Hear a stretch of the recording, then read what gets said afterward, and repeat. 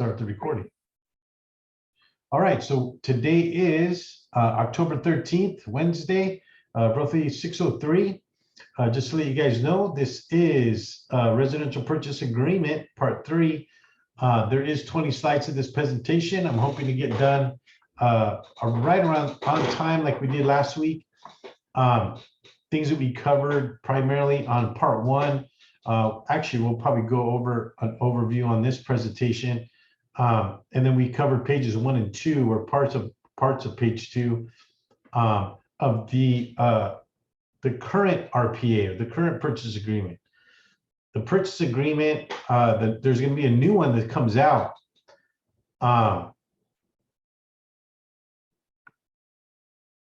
There's going to be a new one that comes out in December, and I come to find out it's 16 pages. Currently, the current RPA is 10 pages, right? Plus the addenda. So I'm wondering if they incorporated some of that addenda, like the fair housing, the wirefight advisory, the PRBS, or the possible representation of more than one buyer seller, the buyer's inspection advisory. I'm wondering if they incorporated some of that into the RPA. So interesting to see what happens. But the reason why I wanted to have this this presentation and have it recorded is so we can reference it now when we go over the new one. And so I'm hoping that I'll be able to get a new presentation back together, because like I mentioned before, these presentations, they take me probably 5 or 6 hours cumulatively speaking, because I don't spend 5 or 6 hours, all together. It's usually like a couple hours a week I'll spend putting these together. Okay, so imagine putting 6 of them together. That's a lot of work. So if it's 16 pages, you can imagine potentially it's going to be possibly 8 parts to that presentation when we cover the new one. The other thing is that I need to read through it, and I need to learn it myself, right? So it's going to take me some time to put it together. So I figured we'd take care of this first. We can see the changes. We can talk about some of the changes. We can, or probably even additions, right? So that said, I'll do my obvious disclaimer. I'm not an attorney or CPA. It's just me here with my never to be humble opinion about things. And so I'm here to share and help. And I do appreciate you guys logging in early. So let's get started, unless we have any questions or comments thus far. Juan, I don't think I've seen you on before, but welcome. The entire presentation is in English. I do apologize. I do speak Spanish, but I'm not that fluent to be able to explain the purchase agreement, unfortunately. But hopefully you understand, what it is that we're going over here. If not, you're welcome to call me. I do have my information. There it is right there. You're welcome to call me or email me with questions. Okay, so I'll be more than happy to help you on an individual basis. Not too much time I will spend, my friend, unfortunately, but I will do the best I can with the time allotted. Okay, so as always, please mute yourselves. I do like to have a dialogue as opposed to a monologue. So you guys are welcome to chime in anytime. Just do me a favor. When you do that, just when you're done, just mute yourselves, because we're just trying to avoid the background noise, okay? And you can put your questions and comments into the chat room. We'll all see it as long as you direct it to everyone. I will try to get to those questions and comments during the presentation after each slide, okay? So again, feel free to chime in anytime. I really would like to talk to you guys and have your questions and comments. As far as I'm concerned, there is no dumb questions or comments, okay? Or even a funny, for that matter, right? And it's mainly because we're all here to learn. I learn stuff every day. There's no question about that. And I'm coming up on 33 years of doing real estate in different capacities, and I still learn things on a daily. It doesn't ever change. So pretty much anytime you get started in the learning process, it's kind of like jumping on a train and you're just kind of going along with everyone else. That's just how it goes. So the faster you jump on the train, the better. Okay. Thank you guys for logging in early. You know, I always try to get an early start just because we don't want to go too late into the evening. I am recording these again, so you always can go back and reference them. I haven't put the channel up yet because I'm just working out some bugs. I have to put the bumpers on there about not being an attorney and not being a CPA. Again, these are just my humble opinions on the documents that we're going over, and these are also put together by the California Association of Realtors attorneys. Okay, so as always, these meetings are open to anyone that you feel can benefit from these. Please let them know, and be more than happy to welcome them. I can have as many as 100 people on the Zoom meeting with my current Zoom package. Okay, so thank you guys for coming. Okay, any questions or comments? All right, well, let's go to overview. So part one went over what we first understand what it is we do as licensed agents. Okay, this presentation has been separated into 6 parts, designed for separate day training.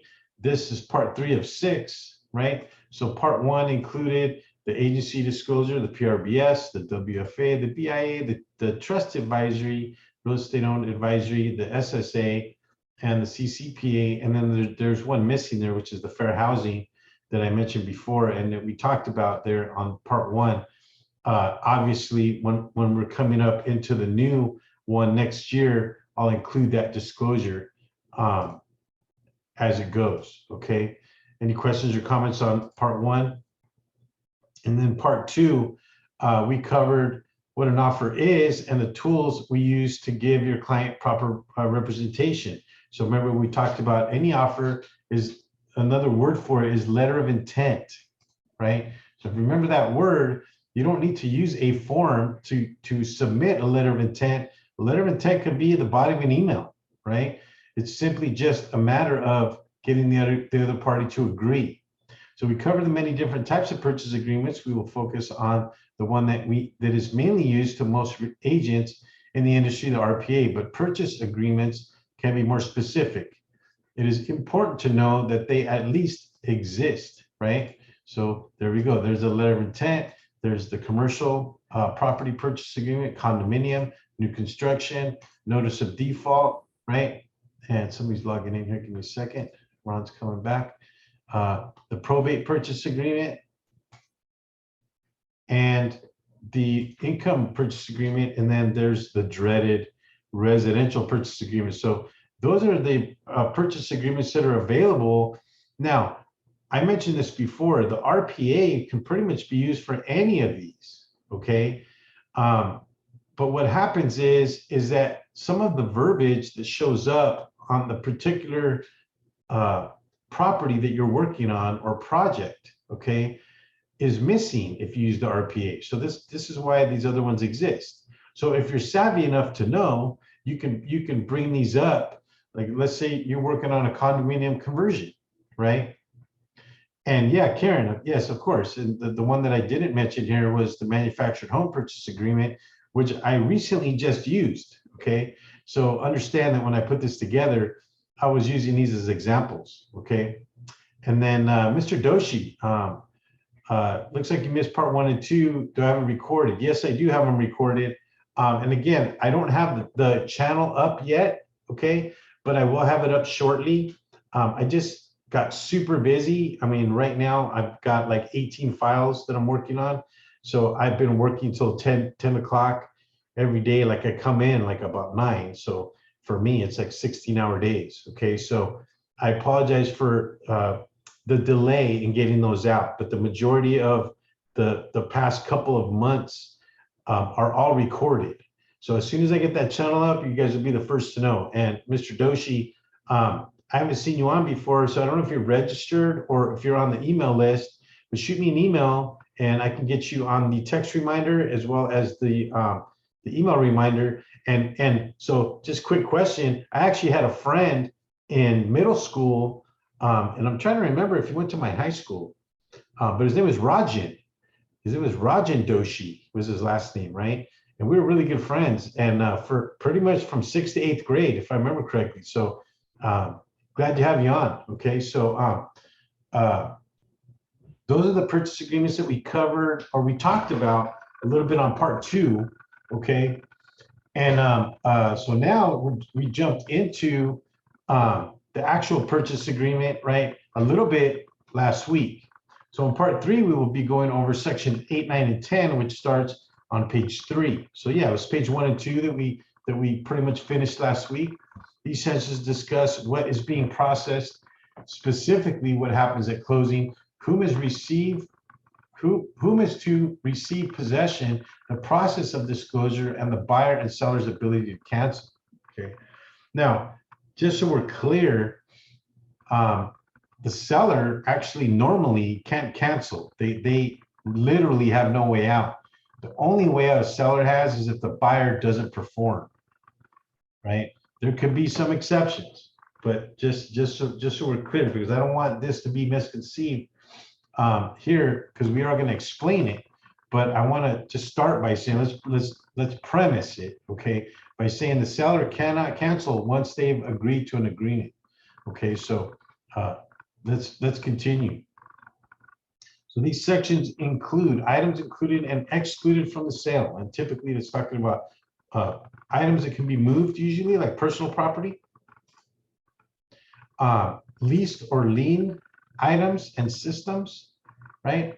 Closing and possession, seller to remain in possession, tenant occupied property, statutory and other disclosures and cancellation rights, natural and environmental hazards disclosures and booklets, withholding taxes. Ooh, that's a sticky one. Megas Law database, notice regarding gas and hazardous liquid pipelines, and condominium plan development. So this is primarily in those sections, and we'll be talking about that in detail here today. Any other questions or comments before we get started? All right, so I am moving a little fast. We're on section number 6 now, or I'm sorry, slide number 6. It's 6:15, so we're moving pretty good. And so I did have an iced tea, which gives me a little caffeine shot there. So let's do quick funny. I thought this was hilarious. My terms are simple. The promise to worship me and meet all my demands. Now sign here. To be quite frank, okay, that's pretty much what a buyer is doing when they give a seller a letter of intent, okay? Because like I said before, a seller cannot cancel, right? So you pretty much have to worship the buyer, okay?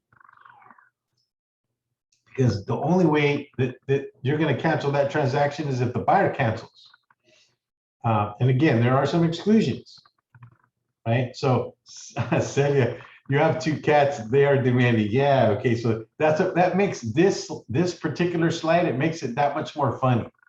When I first saw this, I was cracking up, because I don't make these, I pick them up on Google or something, so I always think they're pretty funny. So because we are writing a contract, it's important to be clear on what is being offered on and what is included in the sale, right? It is important to understand that nothing that has been advertised on MLS that is considered personal property is part of the contract unless you mention it in the contract. So that's important, guys. I've had this happen to me before in the past, and I got the pooch on that one, okay? I don't want to say the other word, but at the end of the day, I think you guys get the idea, okay? There's even things, repairs that are mentioned in MLS that are not automatic. So make sure that if you want the things that are commented on MLS, okay, you want to put that in your contract. So there is a statement that I use, and let's see if I put it up here. I don't know if I did or not. You also have to address items that are not included to be clear, okay? But there's a statement that I put. So here's a little nugget for you guys. So I know you like these little nuggets that I always give you, okay? In your purchase contracts, always put this in here, okay? As a matter of fact, you know what I'm going to do? I'm going to put it up on the chat, okay? So you guys can reference it, take a picture of it, whatever the case. Let me see if I remember what I put. So let's see. Offer to include all items mentioned on MLS. And it's pretty much that simple. something to that effect, okay? So if there's something that you see on MLS where they're saying they're including the seller's going to fix the front window, the seller's going to mow the lawn, the seller's going to keep this leave the spa behind. If you put a general blanket statement in your offer, it will include everything that's there, but you just have to mention it. Now you can mention it specifically, like you can say seller or items in the items included section. You can mention it specifically that you want the spa, the above ground spa. And if they sign it and they don't counter you on it, then it's executed, right? Now, there's also things that are not mentioned on MLS, and this is the last paragraph here. You also have to address items that are not included to be clear. So let's just say that there's a storage unit in the back and it looks like it's on bricks. So it's not attached to the property, okay? So you want to mention it and you want to be specific. Storage unit to remain in the purchase of the property. So you're being specific. So that's what I mean there in the last paragraph, that maybe there was no mention of that on MLS. Does that make sense, guys? Any questions or comments on that section? And you know, I put a little picture of their computers and stuff like that. I mean, typically your seller's gonna take that stuff with them, but doesn't mean that you can't ask. Let's just say that your client maybe wants some of those things, okay? So items included in and excluded from sale, right? So items listed as included or excluded in the MLS, flyers or marketing materials are not included in the purchase price or excluded from the sale unless specified in 8B or C. So it actually says it in the contract. So the previous slide, right, is what we were talking about, that you have to say something about it, okay? Just because it's mentioned on MLS, don't assume that it's included in your sale, because contractually speaking, your foot is being put to the fire in terms of understanding that. So I think Ron had a question. Yeah. What happens, like, say, for instance, you have a vehicle like in the driveway or somewhere that is up.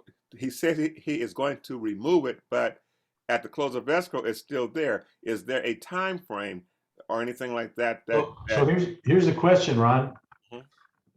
You said that he said he's going to remove it. Was it verbal or was it in writing? A verbal.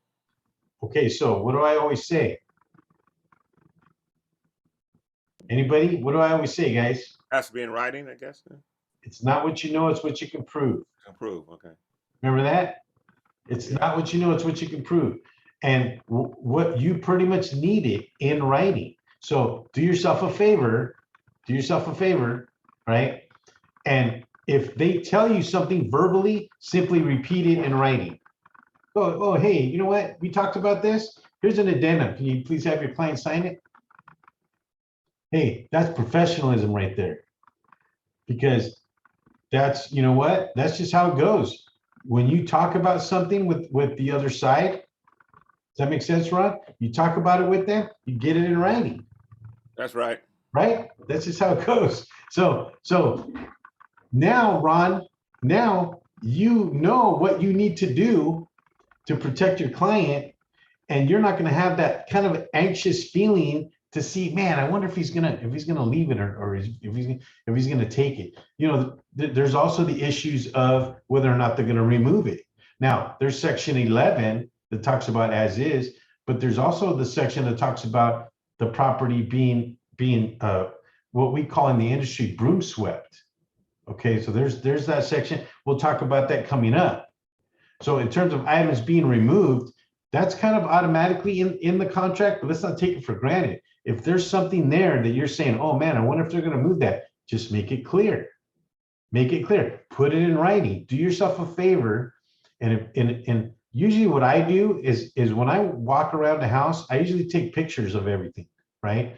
And if I have a question about it, right, that's kind of my to-do list. I go through each picture. I'm putting things on my Avid as I go, right? And then let's say I get to that vehicle that you're talking about. Oh man, you know what? I should probably write an addendum about that.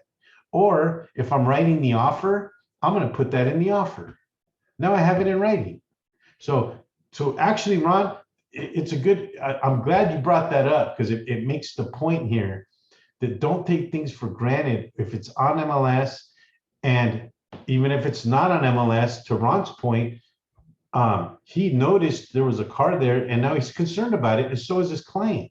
So professional practices here, put it in writing. It's not what you know, it's what you can prove. Because we know you verbally talked about it, but if you have it in writing, now you can prove it. See the difference? So let's keep going. Okay, good question, Ron. Appreciate it. It is very important that we understand that everything that's included or excluded in the sale needs to be in this contract or addenda. So that just kind of repeated what I just said. And allow me to wet my whistle, guys, because a lot of talking on my end. Okay, so these are snips here of the contract, right? So these are items excluded in the sale, all existing fixtures and fittings that are attached to the property. So that's anything that's nailed on, that's screwed on, that's cemented in, are automatically included, right? But what about things that are existing? So we have electronic stuff, right? Ceiling fans, fireplace inserts, right? The list goes on here, as you can see. Window covers. So, a lot of people say, oh, well, the blinds are really expensive, so we're going to take them. Most blinds are not going to fit in another house. I'll be honest with you, but people are dumb that way. Excuse me for saying that. But at the end of the day, guess what? You already contractually have already made that what we call chattels, right, on the property. The window coverings are included. These are items included in the sale. Trees and shrubs. Oh man, I've had people take sago palms and stuff like that. It's like, oh no, you owe me $800, right? Because you just took a sago palm. Oh no, that was mine. Nope. Look at your contract, sir. I can show you right there. Section 8B talks about the trees and shrubs, right? Security systems and alarms. Those are built in. Those are wired in a lot of times. They're screwed into the wall. They can be disconnected like the service, but the actual unit is included in the sale. Now remember, guys, because we're seeing this in the contract, doesn't mean you can't alter it or change it. If you're on the listing side and your client absolutely says, oh no, the security system's coming with me, put it in your listing and also include it in your counteroffer. Mike, the seller is removing the cameras and security system and is not part of this sale. So you want to make a comment like that, okay? But these are the reasons why, okay, we want to put things in writing. So understand that the contract is presuming that this is the norm, but if it's not your norm for this transaction, you have to point it out. But now that you know that, hey, it says security systems and alarms, then you have to back it out if that's the case. So now that you see it and know it, and almost guaranteed it's going to be on the new contract, you have the ability to change it. Right? So let's keep moving here. So leased or liened items, and these are becoming more frequent. We used to see the water softeners, with salt, the salt canisters a lot, but we're starting to see a lot more now in terms of PACE financing. We're starting to see a lot more of the solar panels and the solar system contracts that are leased and sometimes not owned by the seller, okay? So these are things now that, again, in the contract, right, are moving with the property. So the issue here is that the buyer's ability to assume any such lien or willingness to accept the property subject to any such liens or encumbrances is a contingency. It becomes a contingency, right, for the buyer and seller. Okay, so we have three major contingencies, and it's investigation, loan, and appraisal. But there are other contingencies that can exist, right? And this happens to be one of them. If the buyer cannot assume the lease, hey, Mr. Seller, we have to renegotiate this, okay, or I have the ability to cancel. So that's one of the reasons why a buyer can cancel a contract, is if they cannot assume a lease of something that's being leased. So Celia has a question. Some properties have an individual AC units that are those part of the property, correct? Okay, so when we're talking about AC units, and now this is going back to section B1 and 2, the AC unit, if it's a window unit, okay, it depends on how it was installed. So a lot of times they're installed with brackets and a platform, and it's slid onto the unit.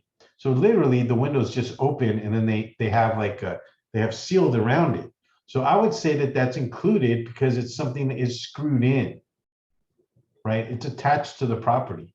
But sometimes you see the units that are not attached. You can literally just remove it and close the window, okay? So it's really just a case-by-case basis, okay? When it comes to AC units that are window units. Now, obviously, when you're talking about an AC unit that's built in with like a forced air unit with the compressor built in, yeah, that's part of the property. It's not something that can be removed, right?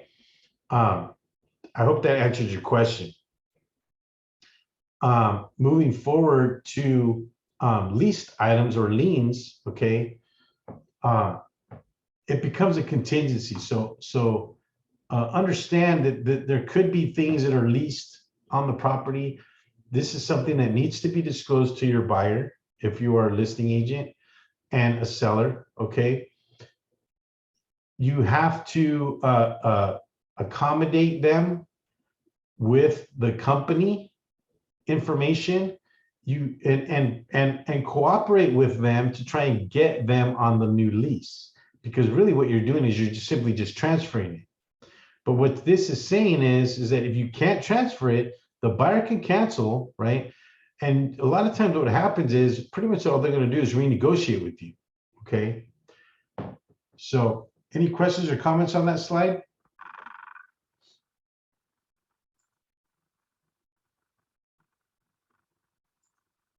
Let's see what we got here. So let's read through this. Unless otherwise, are owned by seller and shall be transferred free and clear of liens and encumbrances, except the items and systems identified pursuant to 8B5, right? Transfer without seller warranty regardless of value. So what it's telling us there is that the items included in the purchase price, unless otherwise specified, are owned by the seller. So if it's not leased, then it's owned, right? And it'll be transferred free and clear of liens with the property. So it's one or the other, either the solar panels or the water softener or any other leased items. Let's say I've even seen gas units, like barbecue units, be leased, right? If they aren't leased, the seller is warranting it's free and clear of liens, and it's included with the property, right? So any questions or comments on that screen? All right, so moving right along. When there's a change in ownership, the wishes of the new owner may or may not include personal possession or occupancy of the property. Delivery of the property can be addressed contractually and are included in the contract, which includes the date, the time when it is to be delivered. This date can be many days after closing. It can be delivered vacant, tenant occupied, or even seller occupied. And I got a kick out of this picture right here to the right, where the guy's kind of just kicking them out. I thought that was pretty funny. What happens if a seller does not leave the property when they're supposed to? Anybody know what happens if, let's say we close escrow, the buyer's ready, he's ready for his keys, and all of a sudden, in the contract it says the seller, they're supposed to deliver the property, the close of escrow at 6 o'clock, right? And let's say that's today at 6, and it's already, it's already 6:33, and the seller's still not out. Anybody know what a buyer can do? Call police.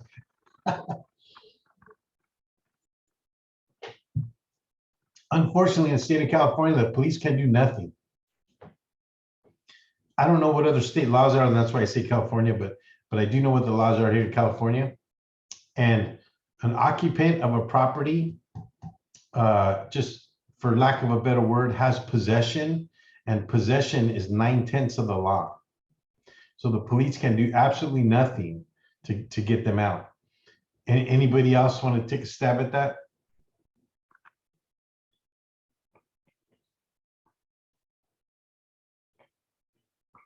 Sue them. Well, yes, that is an option. Okay, but there would have to be damages.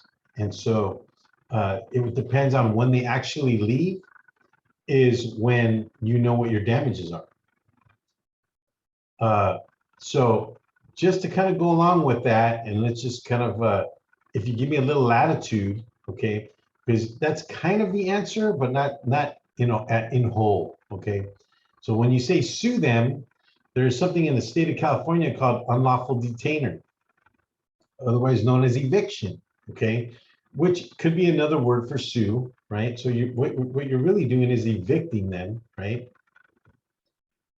In the state of California, in order to get somebody out of a piece of property, the only way you can do that legally is through unlawful detainer. And we all know that it takes about 45 days to actually get into court. So you have to serve them with the paperwork. Then you have to get a court date, and then you have to go to court, and then the judge will sign an order if you happen to win the court case to get them out. Then the police can come and take that person out, because now you have in your nice little hand an unlawful detainer saying that these people shouldn't be here. That's the way you get somebody out. So we are taking for granted on a contract, possession is going to be given when they say. Now, in my 32 years of real estate, I've only had it happen one time, and I easily fixed it by simply giving the seller's phone number to the buyer, and I was the listing agent. And the buyer's agent was yelling and screaming, even though he was the one that actually was to blame for all the problem that we had. But at the end of the day, I just gave them their phone numbers. I'd say, here, you guys hash it out. The seller actually left 2 weeks later, and the buyer was happy.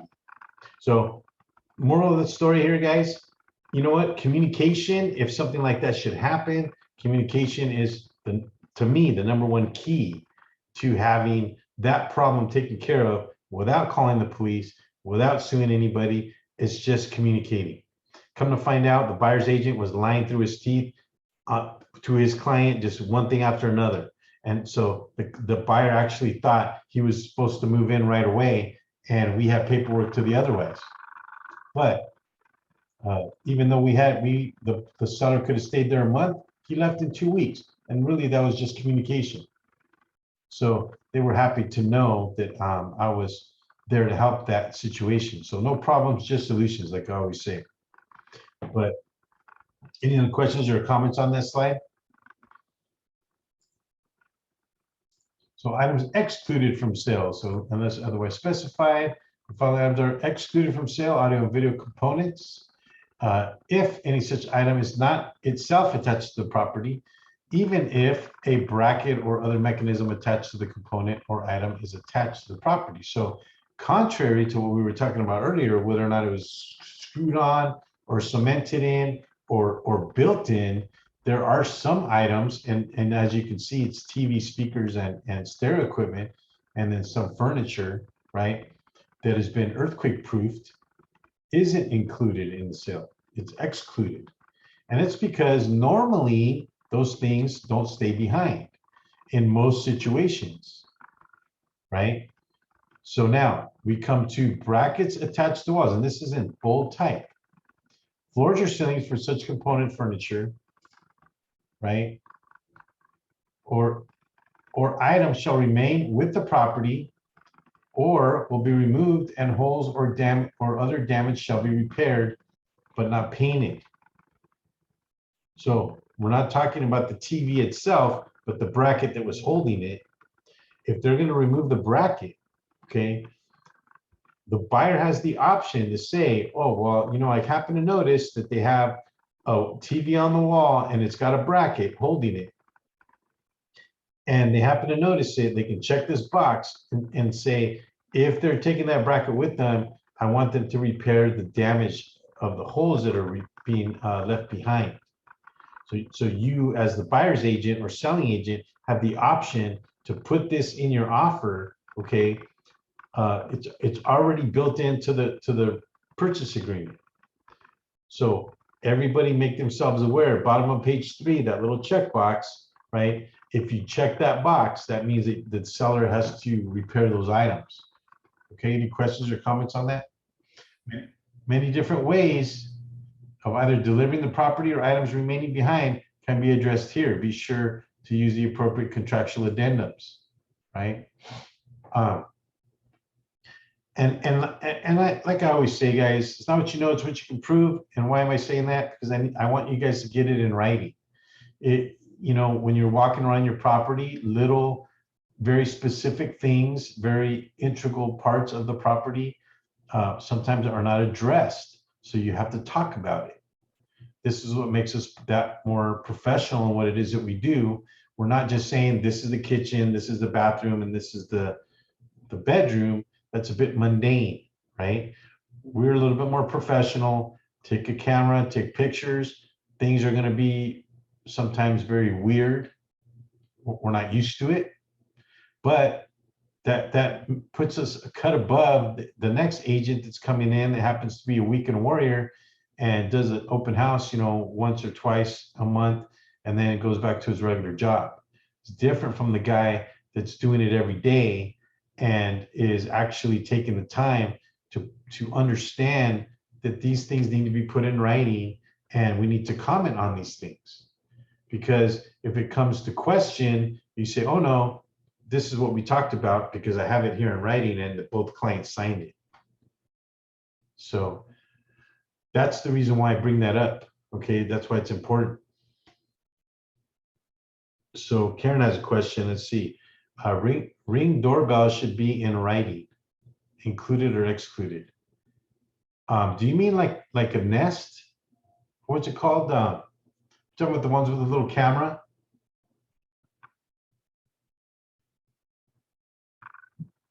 So yeah. So those are pretty common now. If it's in question, just put it in writing. Put it in section 6, where you can write it in there. Oh, it's a comment. Well, it's because you put included or excluded. I thought it was a question, but yeah, I would definitely, if it is there and you're not sure, I would definitely put it in there that Nest camera to be left behind, or work your magic on the wording. But the idea is that you want to talk about it because it's not something that we're used to, and we already know that it's not built into the contracts. The contracts probably were made before those things even existed. So this is why they're not there. There might be something new that pops up that the new contract probably won't even have. But this is why things keep evolving, and this is why we start seeing new stuff happen, because things change, things evolve. So this is why we want to put things in writing to be clear. I can't express enough. It's not what you know, it's what you can prove. So, and I'm not saying that because we're going to get an argument. What I'm saying is that what we want to get in is an agreement. We want to be in agreement with the other side. Hey, is that going to stay or not? Oh yeah, that's going to stay. Okay, good. I'm going to put it in the contract. It's that simple. Guess what? No argument, perfect agreement, everything goes smoothly. That's how we want it. That again, remember what we always talk about, what the goal is. The goal is to get more work, is to get their referrals. And if everything goes smoothly, you're going to get the referrals because you say, oh man, you know what? This agent really took care of business, and this agent really got my back. That's how they talk with all their friends and family. Oh yeah, let me have his number because you know what? I have my sister wants to buy a place. That's how people talk. So this is where where we all want to be, is where the business is falling on our lap because of it. But there's a reason for it, because the guy that's not taking care of this stuff and he's scrambling, and you know what? Oh, I didn't put that in the contract, and I'm not exactly sure what's going to happen with that. And then you have to start talking about it. Guess what? Those clients they see what's going on. They're not going to refer you. So that's the whole point. You want to be able to be as professional as possible. And by understanding what we're reading here in the contract, is going to make you a cut above most agents. And I can tell you right now, I have 18 files on the board. On every single transaction, there's something that is floating around on each one. It's pretty nuts. So let's move on to section 9. Any questions or comments on section 8? Items excluded or included? Good question, by the way, Karen, because like I said, those are new. The Nest little camera doorbell thingies, they're kind of new to the industry here. So it's something that should be talked about. Definitely, I agree. So let's move on to possession. So buyer intends or does not intend to occupy the property or residence, right? Seller occupied or vacant property, possession shall be delivered to the buyer by 6 p.m. All right, on the date of closing, no later, or you have an option, right? Or no later than so many calendar days. Okay. And actually, I moved too fast on that slide. What is the customary amount of time a seller should be given to move out or vacate? You can tell me what's customary. And be careful, guys. That's a trick question. Anybody? What's customary? Well, I'll tell you, nothing is customary. All right. So Robert, Sully, 3 days. See, I know why Sully said that, because Sully, you're an old timer like me, where you were doing real estate, back in the 80s, right? 90s. I remember those days. That was customary, right? But it is not anymore. Now it's what's in writing. So if you think 3 days is customary, then just put it there. Write it on section 9B, where it says no later than 3 calendar days. Write it in, because if not, let's say I was a buyer's agent, you're the listing agent, what do I have in writing? The contract already says it. Possession shall be delivered to buyer at 6 p.m. on the date of close of escrow. That's what it says. So is 3 days customary? Nope. And this is where you guys got to be careful, because we're so used to doing business the customary way. Okay. Customary is what is in writing. So if you mean to want those 3 days, write it in there. Okay, guys. That's why I said it was a trick question, because there's no such thing as customary anymore. That term kind of went away in, I want to say, maybe the late 90s, early 2000s, mainly because the things that we normally customarily did weren't on the contract, but they added them to the contract. The contract back then, I think, was 5 pages, 6 pages. Now it's 10 pages. Guess what? In December, it's going to be 16 pages. So customary no longer exists. Remember, put it in writing. I can't urge that enough. So we're on slide 11. We're at 646, and we're moving right along. So now we are on possession, right? So seller to remain in possession of the property. So there's a stipulation here, okay, that if the seller's going to remain on the property for less than 30 days, there's a form that we use called the SIP. It's a seller to remain in possession, okay, or shall it in possession of property for 30 days.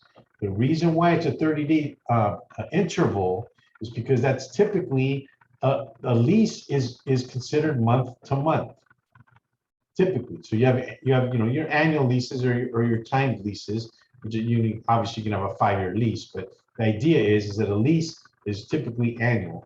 But our lease here in this case is going to be a month of 30 days. So legally speaking, there are certain legal checks and balances to a tenant-landlord relationship that do not apply if they've been there for less than 30 days. So this is why the SIP exists, okay? But if you go over 30 days, okay? If you go over 30 days, Then you have a lease agreement, or the RLAS, right? Whereas this is now over 30 days, or on the contract says 30 days or more. And understand that there's some other things that are attached, addenda that are attached. Anybody who has seen the RLAS, it's a 5-page, pretty much lease agreement. Okay, so if you're at 35 days, you can no longer use the SIP. You need to use the RLAS, and the reason why is because you're protecting your client, okay, as now a landlord. Because if you do not use this form, there are so many things a person that's on the property can do or sue you for, or hold you liable for, if you don't have this agreement. So be careful with that, guys, because if a seller's to remain in possession for less than 30 days, use the SIP. If they're going to remain in possession for more than 30 days, use the RLAS. And the RLAS, I think, is about 9 pages. It has a bed bug addendum. It has, like a flood and a lead-based paint, that kind of stuff. Okay, those are all required in the state of California, and it's statutory, meaning by law. Okay, so to not get confused, it's included here in the contract under 9C. Okay, so whereas you can use it as a reference, and if you're talking with the listing agent, say you're working with the buyer, you're talking with the listing agent, and you happen to know that they want 45 days after close, you can automatically check the box. And guess what? When you check the box, when you're filling it out online on zip forms, it automatically puts the RLAS in your packet, so you can include that in your offer. Or not, you don't have to. You can work on that afterwards. But the point is that there are two types of possession, and that's 30 days or less, or after 30 days or more. Okay. So moving on to tenant occupied property, right? So the property shall be vacant at least 5 days prior to close of escrow. So if it's tenant occupied, the seller has an obligation to remove any tenants. It's their obligation to remove the tenants. The property is to be delivered vacant. Okay, now here it's giving them 5 days. You can potentially, if you talked about it, give them less time. Okay. But then you have a situation where, hey, the buyer kind of wants the tenants there. You know what? I want to collect rent on this property because that's the purpose of my purchase. So they want the tenants to remain in possession. There is a form called the TIP that you would use in that event. So along with your purchase agreement, you would include the TIP, tenant to remain in possession, right? And here it talks about, the seller now assigning all of the documents, meaning like the lease. You could potentially ask for a tenant estoppel if you like. Maybe you want to maybe ask for that in section 6 if you want it, right? Talks about the any keys and passwords and codes, and maybe the clickers to the garage and that kind of stuff all goes along with the purchase, because now you usually have that. And somebody logging in here. The tenants usually have that in their possession, and now that becomes the landlord's possession, right? Does that make sense? So it talks about that here. And it also talks about if there's an HOA, right?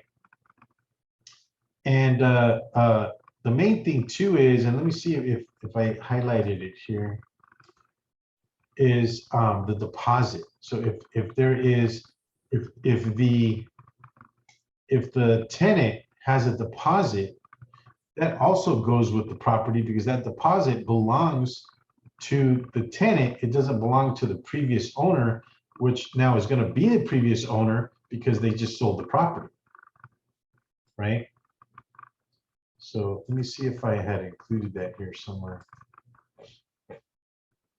So if the tenant is to remain in possession of the property and you represent the buyer, it is recommended that you get a tenant estoppel from the seller, which will include duration of the lease, expected payments, and any future changes, identity of the tenants, and verification, and any late payments. It should also include any deposits which should be part of the escrow. Seller should release deposits to escrow as they belong to the tenant, not the seller. And typically, the deposits actually come out of the proceeds of the seller's money, because the seller has possession of that money.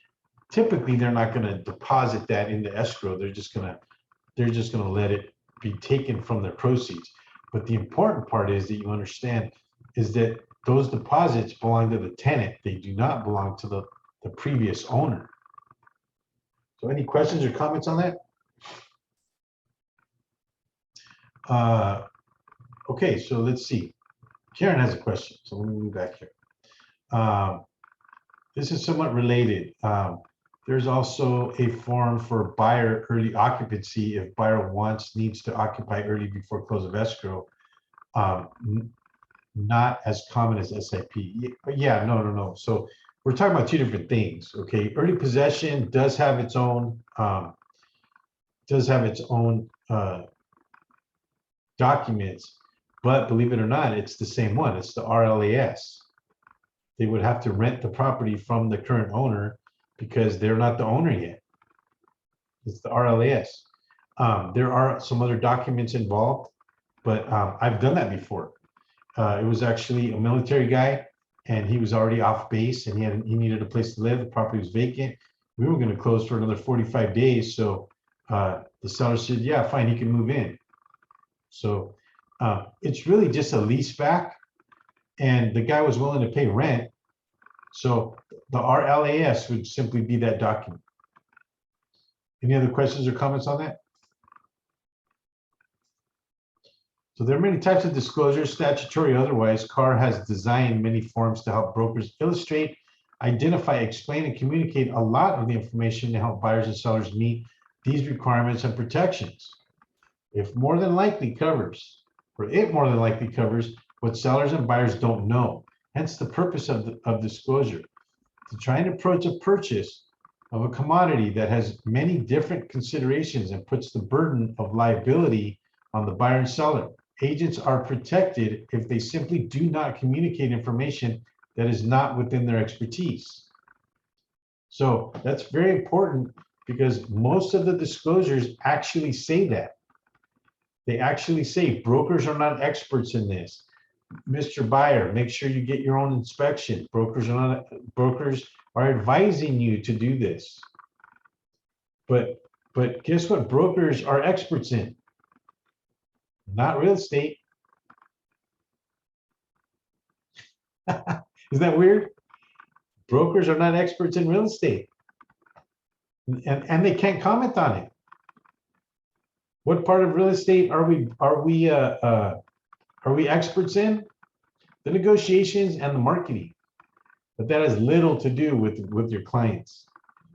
It has to do with hooking them right at some point, and I hate to put that crudely, but at the end of the day, that's what we become experts in. Knowing what the statutory nature of the disclosures are, knowing what the statutory natures of the contracts are, and the requirements. I call it the three pillars, right? Statutory, contractual, or civil. Those are the things that we become proficient on. But we're not experts in roofing or plumbing or landscape or mold or carbon monoxide or smoke or water heaters. We're not experts in any of those things. So we can't comment on those things. So on your Avid, you should never comment on those things, never. If you see something visually, you can comment on it, but you're not commenting on its condition in terms of how it got there or what the cure is. You don't talk about those things because we're not experts in those things. So enough said on that level, because we'll talk more about that when we're talking about the Avid. I am working on that presentation currently. It's probably about 70% done, so I should have that up shortly. But any questions or comments on this one? On this slide? So we're coming up on slide number 13. Statutory disclosures. So who can tell me what statutory means? That word comes up a lot, and so we need to know. We just need a synonym. What does statutory mean?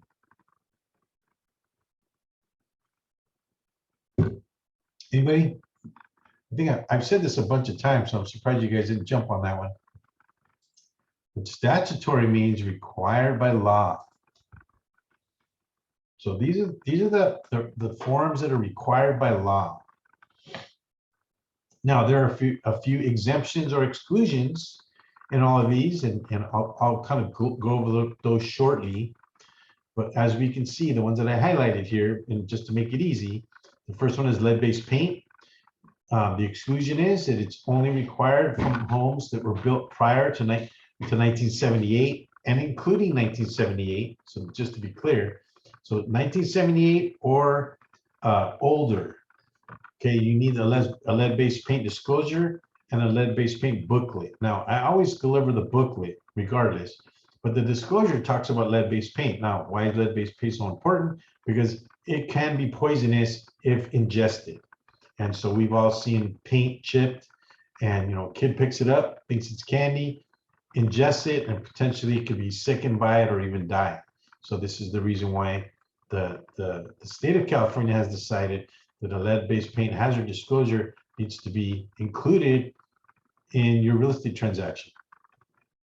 Then there's a transfer disclosure statement. Transfer disclosure statement is statutory, again, required by law, okay, in every transaction, except if an administrator of a trust or a trustee or a successor trustee or a co-trustee, and so I kind of make a blanket statement here, has never lived on the property and has never been on chain of title. In that event, they would use, and tell me if you can't see my mouse, they would use this form here, which is the ESD, which is the exempt seller disclosure, okay, which is a one-page disclosure. So the TDS is required on all transactions unless it is a successor trustee, an administrator to a trust, a co-trustee, and they've never lived on the property, and they've never been on chain of title. So if those things exist, then they require a TDS. Okay, so if the person has lived on the property, they need a TDS. If they've been on chain of title, they need a TDS. They're not exempt. And I'll cover that stuff in another presentation mainly, but this is a statutory disclosure. So unless those conditions exist, you need a TDS. If it is a corporation, if it's an LLC, if it could be any other. If it's an investor, investors always tell me, "Oh no, we're exempt." No, you're not. You're not exempt, Mr. Investor. I've never lived on the property. It doesn't matter. You're not exempt from TDS. It's required by law. They try to tell you these things because they've heard the word exempt, right? They try to, but they're not. The only people that are exempt are people in a trust. That's it. And that they've never lived on the property, and that they've never been on chain of title. Next one is an NHD, natural hazard disclosure. There are no exemptions from that.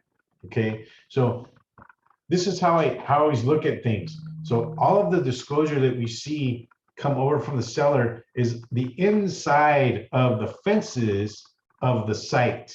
It describes all of those things. Okay. And I don't know, did I miss this question, Karen? I apologize. This was someone related, foreign buyer, early occupancy. Oh no, we talked about that. Okay, so we talk about the disclosure that's inside the fences. So the majority of the disclosure that's coming over from the seller is inside the fences or the fence line of the site or the subject property. Okay, NHD talks about everything that's outside the fence lines of the site.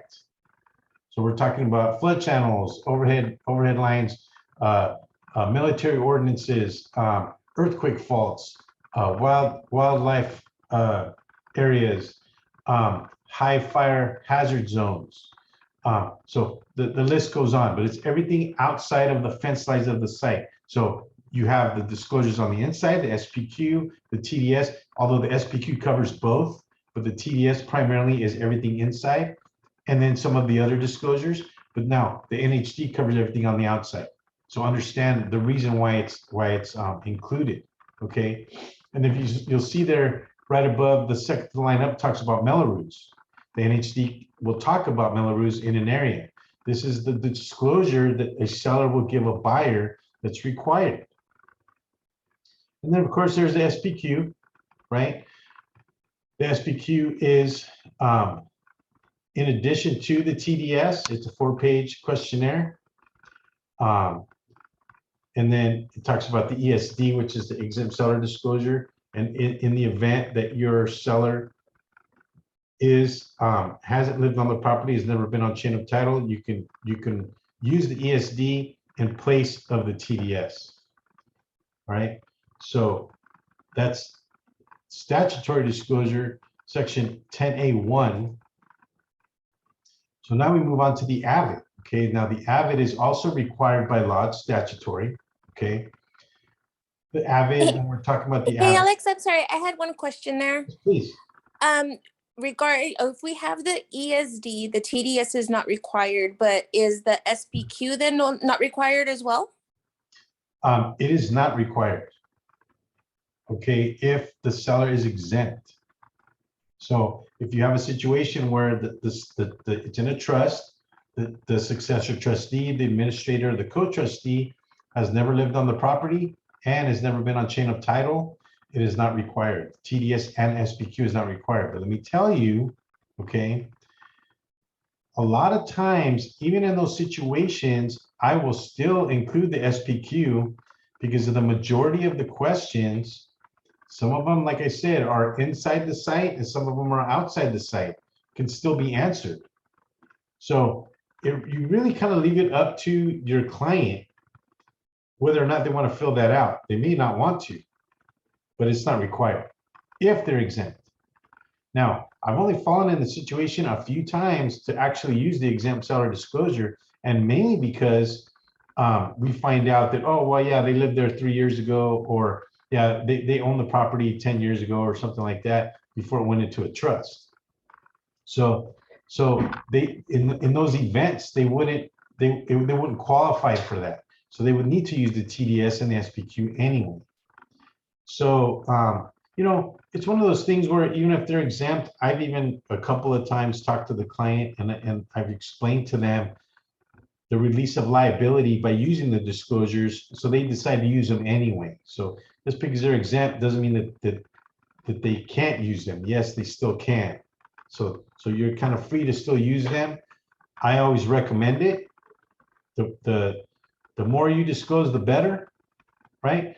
But to answer your question, the SPQ is not required. In other words, if you go through a DRE audit and they say, oh, no, you don't have an SPQ, you can show them the exempt seller disclosure, and it wouldn't be required. And this is the reason why it says SPQ or ESD. The word "or" is the indicator. So now we kind of move on to the AVID. Thank you. Oh, you're welcome. And I hope that answered your question. It did. Okay, perfect. The AVID is, when we go into the AVID class or the presentation, I'll get into the section code where it is required for the listing agent to do an AVID. And then you'll notice here, and let me see if I highlighted it. Is that a word, highlighted, or is it highlight? That nothing stating here relieves a buyer's brokerage firm, right, from doing an AVID as well. Okay, so really it's required by the selling agent and the listing agent. Okay, so, and I'll just give you a quick nugget. An AVID, folks, is simply a visual inspection. Do not touch anything. If you touch something, move something out of the way, or to try and, you know, look, flush toilets, you know, I've seen people turn sinks on and stuff. Don't touch anything. It's simply visual, because remember, you're not experts in anything, any of those things. Okay, so we'll get into the AVID later on, because there are definitely some exemptions there that we can talk about. But in terms of it being required, it is statutory. It's under the statutory section 10.2, right? It is statutory, required by law. AVIDs are required. I've had agents tell me, oh, we're not doing it or whatever. Hey, that's their liability, okay? but understand that in the contract, it's not what you know, it's what you can prove. It is statutory now for both buyer and seller's agents, okay? And then there's the beautiful 10A3, note to buyer and seller, waiver of statutory and lead disclosures is prohibited by law. Meaning that, because you always have your clever agent saying, oh, you know what, we waive our rights to the lead-based paint, and we waive our rights to the NHD, and we waive our rights to the TDS. I've seen some of that stuff because they don't want to be bothered with having to sign a few pages, right? But guess what? There's a law that says that you can't waive those things. You can't waive them. And just as a quick little nugget, who can tell me why the state of California went to the next extreme level to say, hey, Mr. Agent, Mr. Broker, you cannot waive these things? Can you tell me why?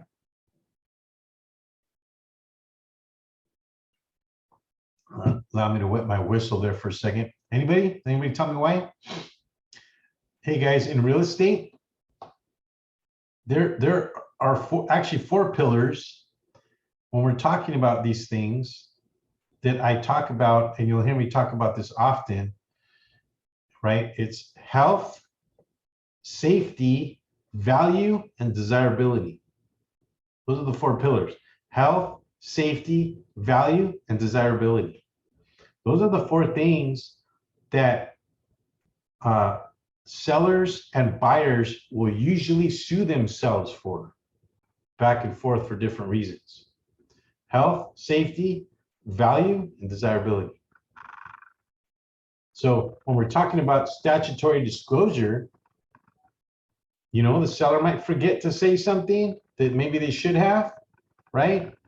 And that can affect one of those pillars.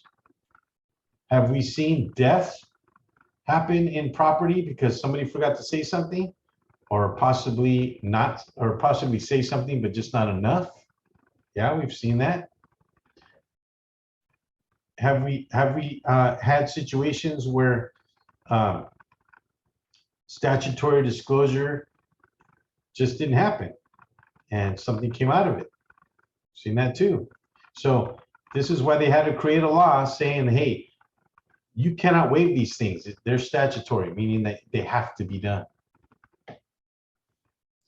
So that one line took a lot there. So within the time specified, seller, unless exempt from obligated to produce the TDS, shall complete and provide buyer with the SPQ. And actually, Victoria, I think this part talks about whether or not they're exempt. If seller is not required to provide TDS, seller shall complete and provide buyer with an ESD, right? Which actually doesn't say the SPQ, but I just happen to know because I had a question about it. So I researched it a bit. I found the answer in the CAR website it was under disclosure advisory. And I had to kind of dig a little bit, but I think you'll find the same thing if you happen to take a look. So statutory, required, permitted, or enacted by statute, controlled or determined by law or rule. Does the buyer's agent have to perform visual inspection of the property? We already answered that. That's yes. Is a buyer's agent obligated to use the AVID? Okay, now here's a question that I came up with one time with an agent, because my client, which was the broker, actually just kind of wrote up a little Word document and said a few things that she felt she wanted to talk about. And the other agent, the listing agent, kind of went crazy because she goes, oh no, you have to use the AVID. And so I researched it, and the answer was no. You don't have to use the CAR form, but you do have to disclose. So that just understand the difference, okay? You don't have to use the CAR form, but you do have to disclose. So when you talk about a visual inspection, yeah, the buyer's agent or the selling agent does have to disclose somehow. And I'm curious, let me read this real quick. Conduct a reasonable, competent, and visual inspection of the accessible areas of the property and disclose Section 5 of the TDS, or Section 4, right? Or an AVID. So actually what it's saying here, and so here's just a quick little nugget. I was going to talk about this in the presentation, but now that I'm kind of on the subject, you can see, you know, we've all seen the avids that come over and they're pretty much blank. Okay, they come over and there's nothing on them. I mean, actually, it says nothing to disclose on pages 2 and 3. Okay, in those instances, you can use the TDS page 3 to say nothing to disclose, and that exempts you from using a visual inspection. And then there's the next section down. It gives you some lines to write. And let's just say there's just a few things to talk about. You can say it there. Well, what it's saying here is you can use that section in place of the avid. That's why it says or the avid. Material facts affecting the value or desirability of the property that were or should have been revealed by such an inspection. Completion, any sections of all disclosures required to be completed by buyer's brokerage firm. Okay, so ultimately, to answer the question, you don't have to use the CAR form, AVID, or Agent Visual Inspection Disclosure, okay? You don't have to use the AVID form, okay? It's nice to use because it has all the verbiage there that you want, okay? But you could literally just write it on an addendum, or you can write it on a Word document as long as everybody signs it. Because remember that the listing agent, the buyer's agent, and both the buyer and seller sign and the agent visual inspection for both sides. So you have 2 avids and at minimum 4 signatures, if not more. Any questions or comments on that? Okay, so actually we got a little long-winded there, so let me keep rolling here unless we have a question. Does anyone think there has ever been a dispute about personal property? Man, I can tell you a bunch of those. But yeah, of course, you know, this is why we have to put things in writing, right, guys? Is it an agent's position or job to remove a tenant or seller? Thank you, Sully. Absolutely not. It is not an agent's. Hey, when you close escrow, guess what, guys? Your job is done. I mean, other than providing your client with what they need after closing, okay? Other than that, and possibly a closing gift, maybe a little party afterwards, right? But no, the agent is not responsible to remove a tenant or seller. Thank you, Robert Sully. Can you give buyers disclosures after closing? Anybody? No. No. Absolutely not. Hey guys, guess what? Any statutory disclosures, I will reference something here real quick. It's called 14B3 of the contract. You do not have to remove contingencies as a buyer unless you've been fully disclosed. So the buyer has full control over the fact that they don't have all the disclosures. And because we talked about statutory disclosures are required by law, if they haven't been fully disclosed, the contract gives them an additional 5 days after they receive those items to remove contingencies. So that's a doozy right there. And man, I'll tell you, some of these listing agents, they get so lazy that we'll give it to you afterwards, we'll give it to you later, you know, and then they talk about the final inspections. And you know, I had closed the deal last week and I just got the final inspection literally today. And I had to send it out for the seller to, or I'm sorry, for the buyer. Oh no, it was the seller, for the seller to sign, right? And ultimately, it was all done improperly.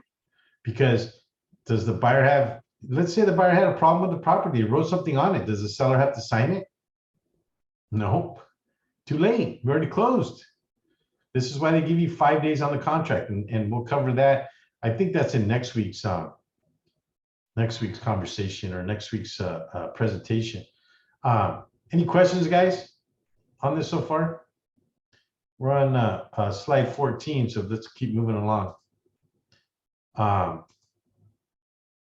Let's remember, we're on section 10. It covers disclosure. It continues to address the specified times agreed to return them, endorsed, and or executed. It addresses whether or not the seller has the ability to amend any disclosures if there are any changes during the sale period. And it could happen, right? Sections B through F address specific disclosures. So buyer within the time specified, return signed copies of the statutory lead and other disclosures to the seller, right? In the event seller's brokerage firm prior to close of escrow becomes aware of adverse conditions of material affect the property or any material inaccuracy of the disclosures information represented previously provided to the buyer, seller should promptly provide a subsequent or amended disclosure. So it gives the seller the ability to change things if any disclosures or notice specified in paragraph 10A1 or subsequent or amended disclosures or notice is delivered to a buyer after the offer is signed, the buyer shall have the right to cancel this agreement within 3 days. So it's pretty much, it's like saying, hey, you know what? You kind of misrepresented this and now you're changing it. So guess what? Now I have a different contingency where I can cancel because you're changing this midstream. Right? So in other words, don't play these games with me. If you try to change something midstream, I can cancel within 3 days or 5 days after delivery of the deposit in the mail, right? So it talks about that. So natural environmental hazard disclosures, right? We're familiar with earthquake booklet, the HERS booklet, HERS, which is the energy booklet, and also the lead-based paint booklet. But it talks about all that. And then obviously the NHD, the natural hazard disclosure, but it goes a little bit more in depth here as to the different things that are supposed to be represented, okay? So the NHD talks about whether or not you're in some of these zones. The booklets talk about the zones. So you're talking about two different things, okay? So now, again, this is under the statutory section of disclosure. So should we deliver an earthquake booklet, right, on all properties? And I would say yes, earthquake, HERS, and lead. Even though sometimes, if you look at some of the statutory nature of some of these booklets, even though they are not required by law, if you look at the notes underneath on the car advisory, it talks about that it is recommended that you still deliver them, because there's still good information there if a client should happen or want to read it, right? So understand that some of these disclosures in terms of the booklets that we send out are not required by law. They're not statutory. But what I would recommend is that you always send them. So on every single one of my files, it's a quick email. I mark it off, it's done. It's not a big deal, but you do not want an attorney coming back and saying, oh, you know, guess what? My client didn't know about this and you guys never delivered the booklet. And just because it wasn't required by law. I refuse to get caught up in that, especially when it takes me 2 minutes to send out an email. So recommendation, guys, always send out your earthquake, HERS, and lead-based paint or lead-based booklets. And it talks about all of these zones. It's probably like 160 pages. You can get those booklets from your NHD companies and some of them from your home warranty companies. So they're easy to get, okay? So just a quick 2 cents on that, okay? So section C, this is always a point of contention, withholding taxes. Within the specified time frame, paragraph 14A, to avoid required withholding, seller shall deliver to buyer or a qualified substitute an affidavit sufficient to comply with FERPTA. Now, I'm going to do a whole presentation on these 2 lines, because I have had so many arguments with people. I literally, last Wednesday, after I finished the presentation, got into an email match with another TC because she was actually, she was emailing the escrow company that she needed to withhold 3.875% of the seller's proceeds because they did not deliver a seller's affidavit, or I'm sorry, because we didn't give them the social security number. And I had to tell her in so many different ways that this is, you have this totally backwards. number one, we do not give out confidential information like that from a client. And number two, you've been given an affidavit because the seller is exempt. But she didn't understand that. And she kept yelling and screaming. Believe it or not, the brokers got involved. And finally, she shut up. But wow, what a mess over these 2 lines. Incredible. But I'm going to do a whole presentation on these 2 lines alone. The seller's affidavit and what's called IRC 1445, which is the Internal Revenue Code. If you guys are interested in looking that up, it's 1445. And it talks about people that own property in the US that are not residents to the United States. That's what this talks about. Or it's, in other words, it's FERPTA, okay? So enough said about that. So Megan's Law Database, because it's in the contract, we don't have to send out the DVD, but the reason why I like to send out the DVD is something happened to me one time on one transaction where it turned out that the person next door was actually listed as a registered sex offender on Megan's Law Database, okay? But the client now, with their attorney, obviously, had said that he didn't know that it was in the contract. And guys, how many times do we give these clients these contracts to sign? What are we looking at? We're looking at the price. We're looking at how many days we're going to close. We're looking at how much deposit we're going to put. We're not looking at the rest of this stuff. Yes? So guess what? They didn't see this in the contract. They didn't see the majority of what we're talking about here. So what do I always do? I present them with what's called the DVD, right? Which is the acronym for the Megan's Law Database Disclosure. It's called the DVD. And I give that to them additionally so they know that they have the right to look this property up and they have the right to cancel within their investigation time because it was part of the disclosure pack. So now they can't come back and say, we didn't see it in the contract. Guess what? They just signed a separate form saying only that. And it's literally this verbiage here on a single page, which comes out like there's not much on it. How can they miss that? They can't. So a lot of agents will say, oh, well, you know, that's not required. Well, you know what? I've seen situations where I'm requiring it. Now it becomes civil, right? That falls under the civil section. So 10A, 5, and 7 are pretty straightforward, as well as B and D. But section C, however, even though it's only 2 lines, causes much havoc, and that just talked about that, right? So any discussion or any other questions or comments on this particular slide?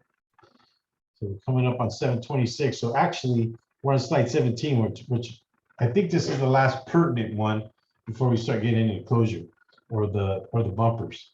So let's keep moving here. Notice regarding gas and hazardous liquid transmission pipelines. So this is another one that we don't see too often, but in the contract, it does have a website that you can reference. And so the nice thing about this is that if you happen to be pretty knowledgeable in the areas that you guys are selling property in or listed properties in, if this is a concern, this is where you can reference it, okay? And so I'm not gonna talk much about this part, but at the end of the day, it exists, right? So now we get into the condominium and development disclosures, or plan unit development disclosures, otherwise known as PUDs, okay? And it's giving them, 7 days to give them that information, as well as including in the commentary the SPQ and the ESD, which also has a section for condominiums. And the majority of the time, it's on page 2. The majority of the time, there's a section there. We just kind of put NA because we're dealing with single family. It's not in an HOA, right? Or a plan unit development. So that's the disclosures would be the same regardless. So it was in the statutory section that we talked about earlier in 10A. It's just simply being redundant here and telling us that, hey, if it's a condominium, it's not an exemption, you still have to include these. Okay, and then at the bottom of the page, obviously, we're going to initial, right? We're moving on now to page 5.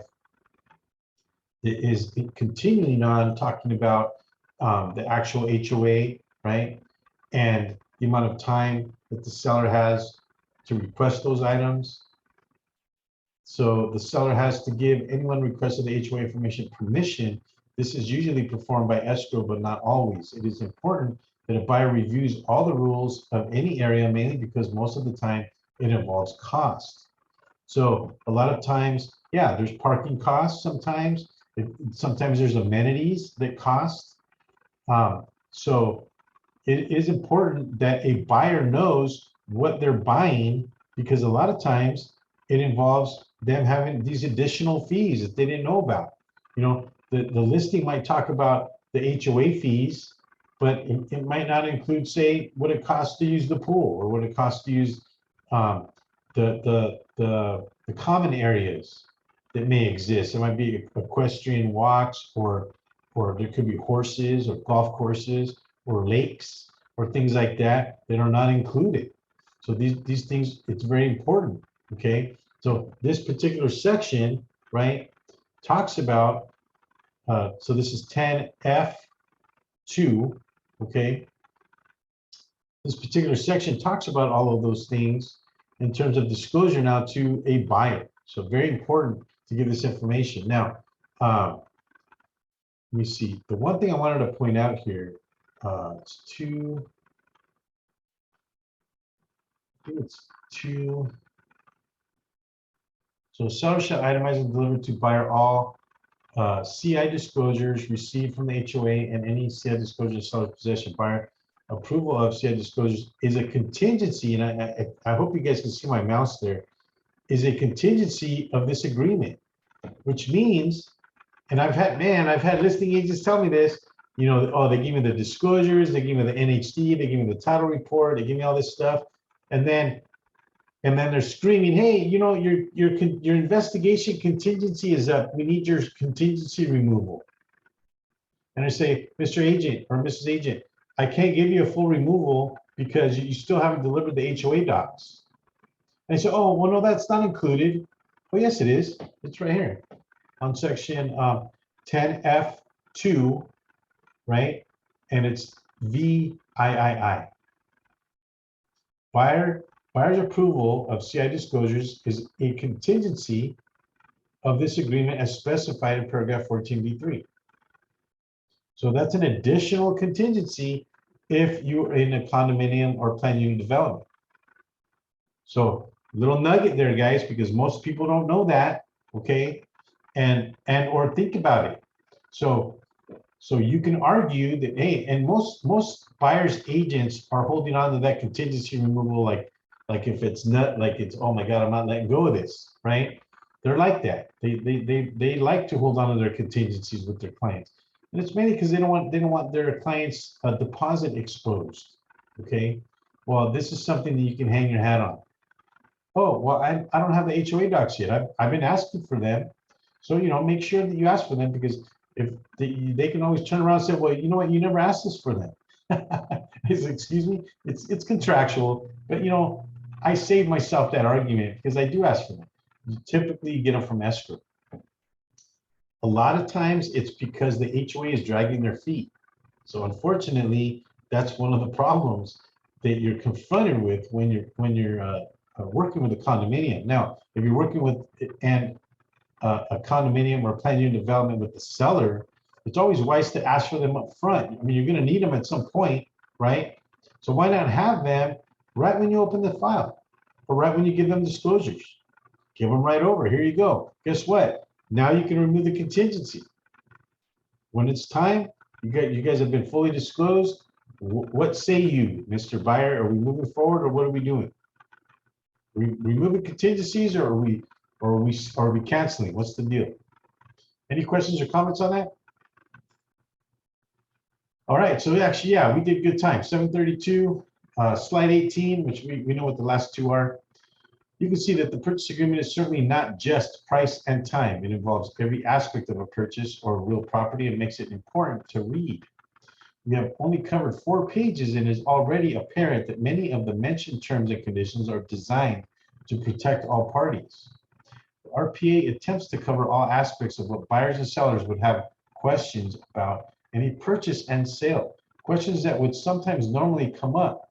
Because buyers and sellers have different tolerance levels, it is best to cover all aspects and allow your client to decide whether or not it is important. The broker is protected because it is already being addressed. I'm certainly not expecting the client to know and understand the entire contract. That would be nice, but not practical.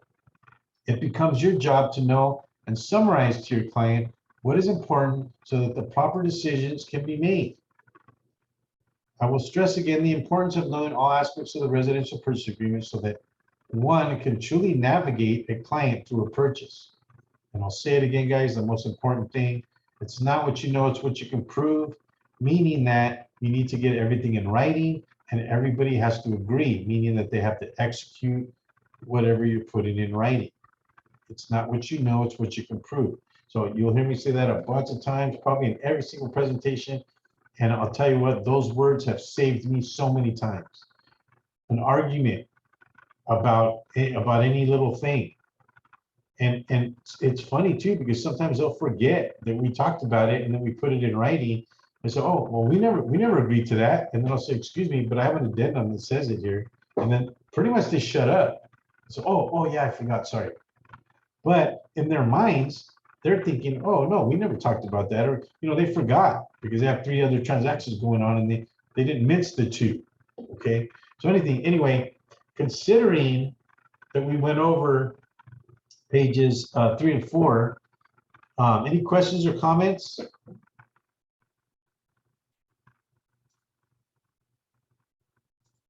All right, so I actually forgot to animate this one, so I'll just put it up. I do apologize. I had to stop when I was dealing with this. I got a phone call, but nevertheless, there's the full screen. These are affiliates and resources. You guys are welcome to give them a call. There's their phone numbers. There's Mr. Larry. I think he's here today. His phone number, his email address. I do send out. Hey, Mr. Larry, how you doing, sir? I do send out handouts that Larry has provided and shared with us on every email. If you guys are receiving my emails, my personal emails from OnPoint TC, and the invite to this presentation. I think the one, actually, it was a good one this time, and it was 2 pages. It's about a system that Old Republic has. It's called Breakthrough Broker, and that will help you guys actually get business. So if you guys are interested in any of that, give Larry a call. He can help you get on the system. I don't know if there's a cost involved, but Larry can help you with that. Liz is a broker and also a loan agent and loan broker. There's her information. If you guys need pre-approval or anything like that, she can help you on that end. She's been in the business a long time and is connected with a lot of different lenders. I rarely, with any of her transactions at ITC, I rarely get any extensions on her deals.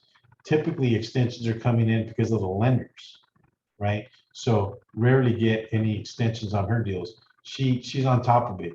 She will front load your deal to where she already knows what's going to happen going into the future. So that's worth its weight in gold in any transaction. So give Liz a call if you guys need pre-approvals and or you want to get your client into a property. There's the Saturday training, Mr. David Plummer. His program I always endorse. He is a real estate trainer and motivational speaker.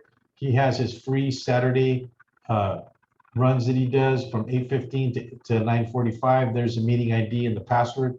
You guys are welcome to take a picture of that if you like, and join his class. Now, he does charge during the week. So if you guys need somebody on your back getting you to do what you need to do, Dave's your man. Let me tell you, I've known Dave for years. I've had him on my show. I've been to a lot of his presentations, and it's not your typical rah-rah. He doesn't hand you pom-poms when you walk in the door.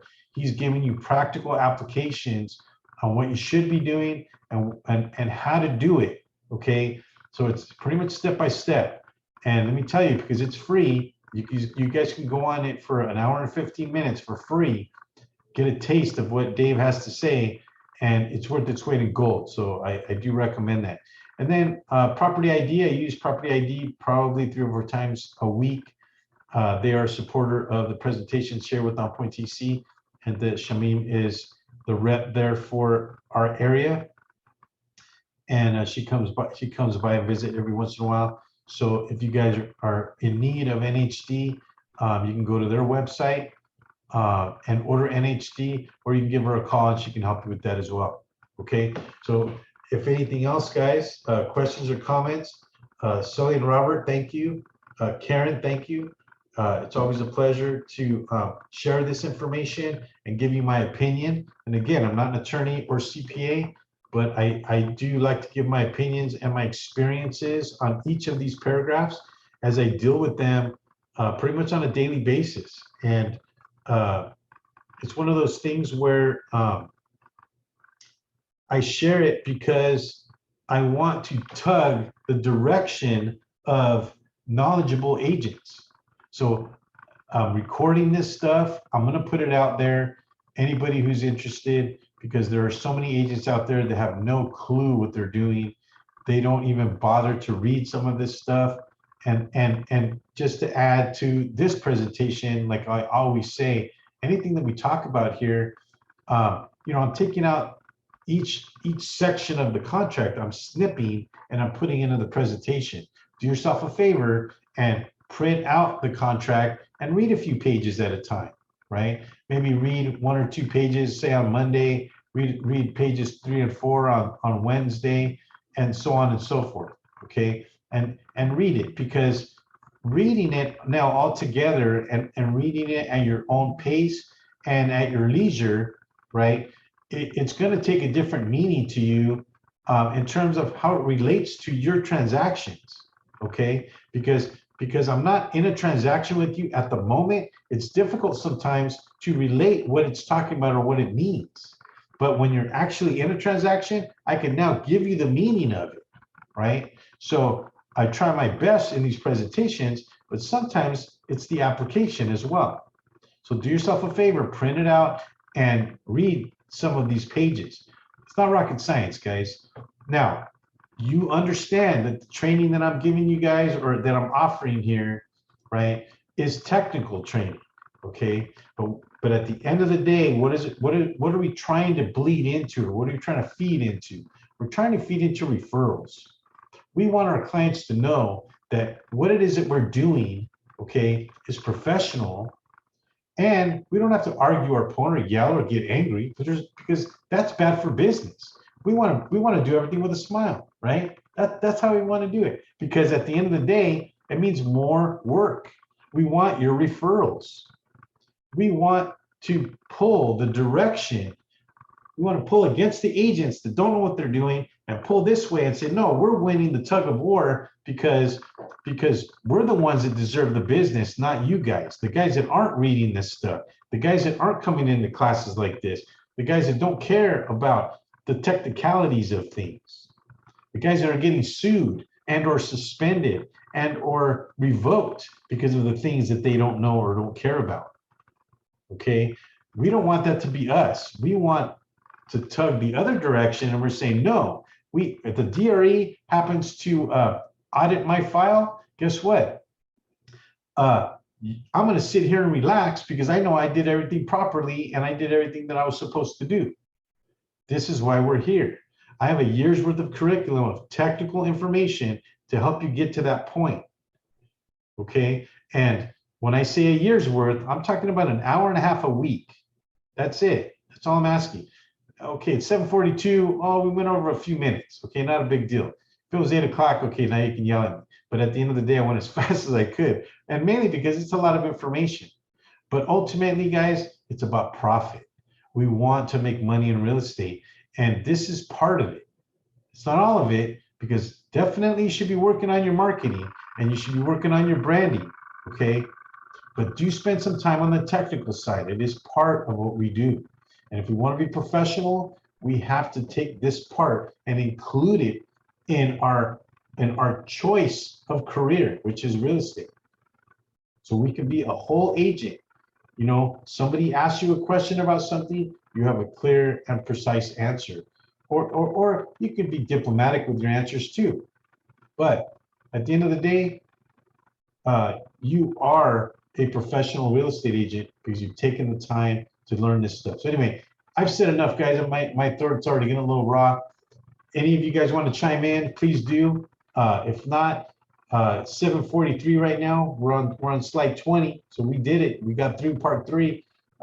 Maybe hopefully I'll see you guys on part 4. And again, all of these are being recorded.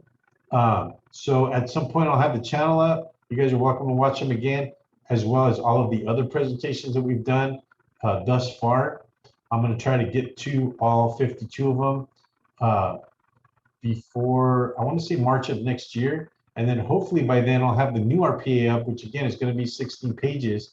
I will be taking that class probably in the next couple of weeks, as well as studying the form, because, and actually Victoria had asked me, or we were talking about this the other day. I had a gentleman on my show that used to help write these contracts with the car attorneys in Sacramento. And I couldn't remember his name for the life of me, but then it just popped in my head. His name is Louis Acala, and I think he's retired now, but he used to work in Montebello. Some of you might know him, but he used to be the trainer in a Century 21 there in Montebello. And I used to actually go to his classes. Well, I had him on my show, and some of the things that we talked about were very interesting. But the main thing that was really interesting about what we were talking about is that some of the reasons why they put those things in the contracts. And I've shared some of that stuff with you guys, but now it's going to be, now when we see the new one, right, it's going to raise those same questions. If we see some new things pop up, we know that there was probably a lawsuit or something that happened, and that's the reason why it came about. So just something to think about. And obviously, I invite you guys to pull up the new RPA when it comes out and read it. And you know what? That will make you guys as proficient as me if you do that. Because guess what? The guys that are not proficient in the RPA just haven't read it. Not that you haven't listened to me or watched my presentations or any of that stuff. Just read it. Because guess what, guys? That's all I did. I just read it. And that's because over the years, something came up with that particular paragraph, whatever the case is, I researched it. I decided at some point just to put it in a presentation. Just happened to be 6 parts with the RPA. So anyway, that said, we're already up on 7:46. Anybody want to chime in? Say hi at least. Some of you said thank you, and I do appreciate that, guys. I really do. Thank you guys for the questions. I absolutely need I don't like doing a monologue. I absolutely need the dialogue. So you guys, thank you for chiming in and asking questions. It just lets me know that I'm not sitting here talking to a screen. And I know that it's at least being helpful, because if it's sparking a question, you know, maybe it's a transaction you're working on or something like that. Yeah. Yes, Mr. Doshi, I appreciate that. Larry, of course, sir, anytime.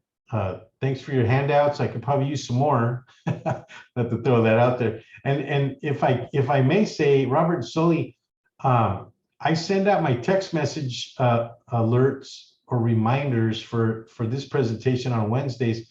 For some reason, I got a message back that I think you guys have like a blocked software or something on your phone.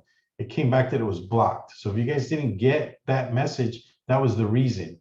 It's because of a setting, I think, on your phone. So anyone who's interested in getting a text reminder, shoot me an email, and I just need your phone number and your name, and I'll put you on the text reminder. Some of you are already on the email reminders. If you are on the email reminder, you'll notice all the way at the bottom, if you want to be taken off, please let me know and I'll do the same. I'll take you off, because there are some 68 to 70 people registered. And as you can see, there's probably, well, there's 10 of us here right now. Okay, so So there are some folks that are missing out that at some point decided to register, but just don't usually come on. But anyway, that said, the weather's getting kind of cool, which I love. The colder weather, the heat I can't stand. It really is terrible sitting in an air conditioner all day, even though AC, yeah, it's supposed to be for comfort. But man, it's just breathing air conditioned air all day long. It just wears on your throat and your sinuses, you know. So I would rather have fresh air. You know, open the window, let some fresh air in, and that's just me. Anyway, other than that, I will say tomorrow I have tickets to SoFi Stadium to see the Rolling Stones. And I'm going to take my oldest daughter, me and her, and really surprised to see the price of parking at SoFi Stadium. It was $50 for me to park there. And I prepaid for the parking. Yeah, no, I appreciate that, Victoria. Yes, of course. Yeah, no, I'm going to have fun. Now, granted, I'm not necessarily a Stones fan, although, yeah, the Stones are the Stones. I mean, they're one of the greatest rock and roll bands that ever lived in our history. But actually, what I'm more interested in is SoFi Stadium. I want to go check out the stadium. So that's going to happen tomorrow. And, you know, I'm excited. I'm excited about that. So it's kind of cool. Should be. That sounds awesome, dude. Have fun.